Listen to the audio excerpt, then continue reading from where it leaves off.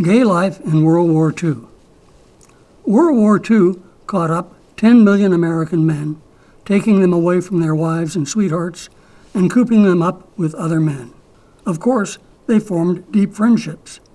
And naturally, sometimes friendship turned into sexual love. The pictures here are random photos. I don't know the stories behind them. Some of the men seem to be just clowning around. Some seem to be expressing intense affection. We don't know about these particular individuals, but court-martial records have plenty to say about gay life in the military. At the beginning of the century, punishments were very harsh. This is Homer Baker, 19 years old. Baker and Thomas Keene, 24, were shipmates on the USS New Jersey, sailing in Teddy Roosevelt's Great White Fleet. They were convicted of sodomy in 1908. Here they are in prison stripes at San Quentin.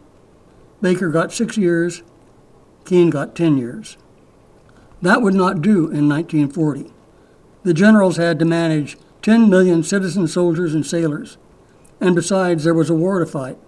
So the War Department decided just to get rid of anyone suspected of being gay. Suspected homosexuals were issued a discharge printed on blue paper. It just says, "discharged," and doesn't say why.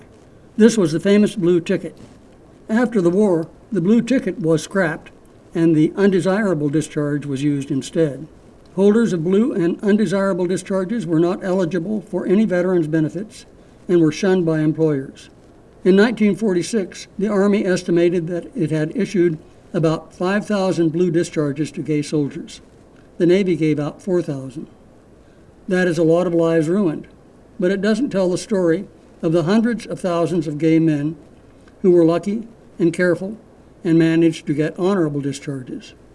Kinsey discovered that 10% of American men were more or less exclusively homosexual for at least 3 years.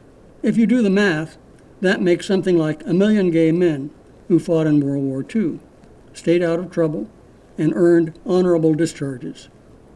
So think about those million men when you see photos like these of affectionate soldiers and sailors.